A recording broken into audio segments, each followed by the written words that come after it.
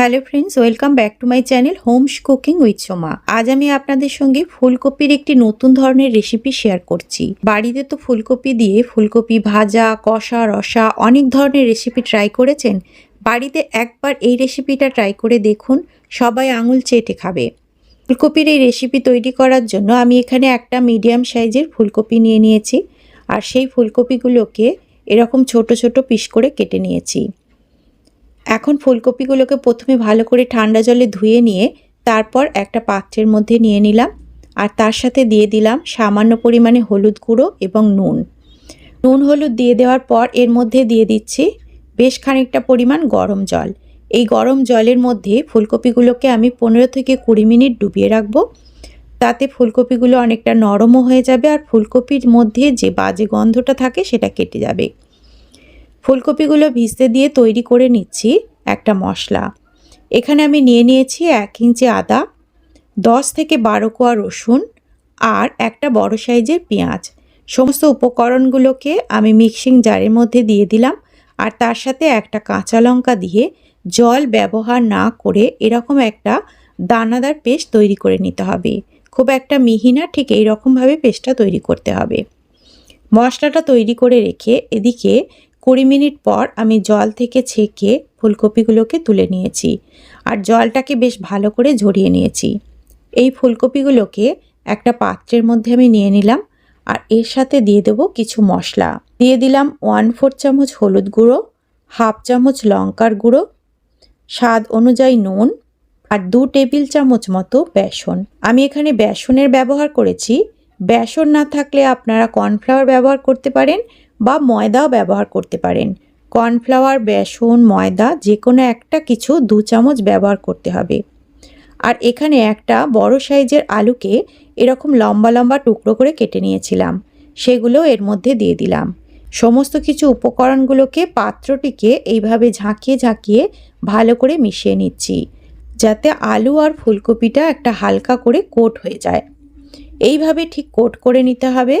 এখানে যেহেতু নুন দেয়া আছে তাই জল ছাড়তে আরম্ভ করবে, তাই সঙ্গে সঙ্গে এটাকে ভেজে নিতে হবে। একটা কড়াই গরম করে তার মধ্যে 1 টেবিল চামচ সর্ষের তেল দিয়ে দিলাম। তেলটাকে ভালো করে গরম করে কড়াইয়ের চারিদিকে এইভাবে মাখিয়ে নিতে হবে। তেল গরম হয়ে যাওয়ার পর ফুলকপি আর আলুর মিশ্রণটাকে আমি এর মধ্যে ঢেলে দিচ্ছি। এই সময় গ্যাসের ফ্লেমটাকে হাইতে করে মিনিট 2 মতো নাড়াচাড়া করে নিতে হবে, যাতে বেসনটা ফুলকপি আর আলুর গায়ে ভালো করে কোট হয়ে যায়। মিনিট 2 পর গ্যাসের ফ্লেমটাকে লো টু মিডিয়ামে রেখে ভালো করে নাড়াচাড়া করে ফুলকপি আর আলুটাকে লাল লাল করে ভেজে নিতে হবে। এখন দেখুন ফুলকপি আর আলুর গায়ে একটা সুন্দর কালার চলে এসেছে। ঠিক এই রকমভাবে ফুলকপি আর আলুটাকে ভেজে তুলে নিতে হবে। একটা প্লেটের মধ্যে আমি এই ভাজাগুলোকে তুলে নিয়েছি। এবার ওই কড়াইয়ের মধ্যে আমি দিয়ে দিচ্ছি 1/2 চামচ সর্ষের তেল। তেলটাকে গরম করে নিয়ে এর মধ্যে দিয়ে দিলাম বড় করে কেটে রাখা 2টো পেঁয়াজ, আর দিয়ে দিলাম একটা ক্যাপসিকাম কুচি। ক্যাপসিকামগুলোকে আমি এরকম বড় বড় টুকরো করে কেটে নিয়েছি। পেঁয়াজ আর ক্যাপসিকামটাকে হাই ফ্লেমে রেখে নাড়াচাড়া করে একটু কালার চেঞ্জ হওয়া পর্যন্ত ভেজে নিতে হবে। তারপর এর মধ্যে দিয়ে দিলাম একটা বড় সাইজের টমেটো। টমেটোটাকেও আমি একটু বড় বড় টুকরো করে কেটে নিয়েছি। গ্যাসের ফ্লেম আমি হাইতে রেখে এই সমস্ত উপকরণগুলোকে ভেজে নেব। উপকরণগুলোর গায়ে হালকা একটু সোনালি কালার এলে এগুলোকে তুলে নিতে হবে। দেখতে হবে যাতে এগুলো বেশি নরম না হয়ে যায়। তারপর কড়াইটাকে পরিষ্কার করে এর মধ্যে দিয়ে দিচ্ছি আরও 1 টেবিল চামচ সর্ষের তেল। 1 থেকে 1.5 টেবিল চামচ সর্ষের তেল দিলেই যথেষ্ট। তেলটাকে গরম হয়ে যাওয়ার পর এর মধ্যে ফোড়নের জন্য দিয়ে দিলাম 1/2 চামচ মতো গোটা জিরে। জিরেটা যখন ফাটতে শুরু করলো তখন তৈরি করে রাখা মশলাটা দিয়ে দিলাম। মশলাটা দিয়ে তেলের সঙ্গে নাড়াচাড়া করে নিলাম। তারপর মিক্সিং জার ধোয়া কিছুটা জল এর মধ্যে দিয়ে দিলাম। এর মধ্যে অ্যাড করছি কিছু গুঁড়ো মশলা। দিয়ে দিলাম 1/2 চামচ হলুদ গুঁড়ো, 1/2 চামচ জিরের গুঁড়ো আর 1 চামচ কাশ্মীরি লঙ্কার গুঁড়ো।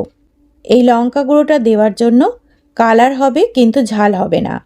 এবারে সমস্ত মশলাগুলোকে ভালো করে নাড়াচাড়া করে কষে নেব। বেশ কিছুক্ষণ সময় ধরে মশলাটাকে ভালো করে কষে নিতে হবে। আমি যেহেতু তেল কম দিয়েছি তাই এর থেকে বেশি তেল রিলিজ হবে না, মশলাটা একটা দানাদার ভাব চলে আসবে আর মশলাটা শুকনো হয়ে গিয়ে কালারটা চেঞ্জ হয়ে যাবে। মশলা কষা হয়ে যাওয়ার পর এর মধ্যে দিয়ে দিলাম ভেজে রাখা ফুলকপি আর আলু। ফুলকপি আর আলুটাকে গ্যাসের ফ্লেম লোতে রেখে ভালো করে নাড়াচাড়া করে মিশিয়ে দিলাম। ফুলকপি আলু মশলা যখন ভালোভাবে কষা হয়ে গেল তখন এর মধ্যে দিয়ে দিলাম জল। এই রান্নাটা যেহেতু গ্রেভি থাকবে না তাই অল্প পরিমাণে জলের ব্যবহার করতে হবে। পরে লাগলে হালকা করে একটু জলের ছিটে আপনারা দিয়ে দিতে পারেন। জল দিয়ে ভালো করে মিশিয়ে দিয়ে এটাকে ঢাকা দিয়ে গ্যাসের ফ্লেমটাকে লোতে রেখে রান্নাটা করে নিতে হবে। মাঝে মাঝে একবার নেড়ে দিতে হবে। জলটাকে ভালো করে মিশিয়ে দিয়ে এর মধ্যে দিয়ে দিলাম স্বাদ অনুযায়ী নুন। নুনটাকেও তরকারির সঙ্গে বেশ ভালো করে মিশিয়ে দিলাম।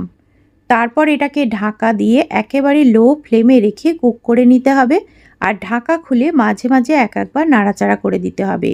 এইভাবে 10 থেকে 15 মিনিট ঢাকা দিয়ে দিয়ে আমি নাড়াচাড়া করে রান্না করে নিয়েছি। এখন সবজিগুলো প্রায় 90% মতো সেদ্ধ হয়ে এসেছে। এই পর্যায়ে আমি দিয়ে দিচ্ছি ভেজে রাখা টমেটো, পেঁয়াজ আর ক্যাপসিকামটা, আর দিয়ে দিলাম হাফ চামচ মতো গরম মশলার গুঁড়ো, হাফ চামচ গোলমরিচের গুঁড়ো আর বেশ কিছুটা পরিমাণ ধনেপাতা কুচি। সব কিছু ভালো করে মিশিয়ে দিলাম। মিশিয়ে দিয়ে আবারও এটাকে ঢাকা দিয়ে ভালো করে কুক করে নিতে হবে 100% সেদ্ধ হওয়ার জন্য। আর পেঁয়াজ, ক্যাপসিকাম এবং টমেটোটাও যাতে একটু নরম হয়ে যায়। কিন্তু ঢাকা দেওয়ার আগে আমি এটাকে আরও চটপটা স্বাদ এনে দেওয়ার জন্য এর মধ্যে দিয়ে দিচ্ছি 1 টেবিল চামচ টমেটো সস। সসটাকে দিয়ে ভালো করে নাড়াচাড়া করে মিশিয়ে দিয়ে এটাকে আবার ঢেকে দেব। আপনারা সস খেতে না চাইলে সসটাকে বাদ দিয়েও এটাকে ঢাকা দিয়ে কুক করে নিতে পারেন। সসটাকে মিশিয়ে দেওয়ার পর জলটা একটু কম লাগছে বলে আমি অল্প পরিমাণে জল দিয়ে দিলাম। তারপরে ঢাকা দিয়ে 5 থেকে 7 মিনিট কুক করে নিলাম। সবজি সম্পূর্ণভাবে সেদ্ধ হয়ে গেছে। আর দেখুন তরকারিটা দেখতে কতটা লোভনীয় হয়েছে। বাড়িতে একবার ট্রাই করে দেখবেন, এটা খেতেও ভীষণই সুন্দর হয়। আজকের রেসিপি আপনাদের ভালো লাগলে চ্যানেলটিকে সাবস্ক্রাইব করে ভিডিওটিতে একটি লাইক করার অনুরোধ রইল। আজ তাহলে এই পর্যন্তই, দেখা হবে পরবর্তী রেসিপিতে। ধন্যবাদ।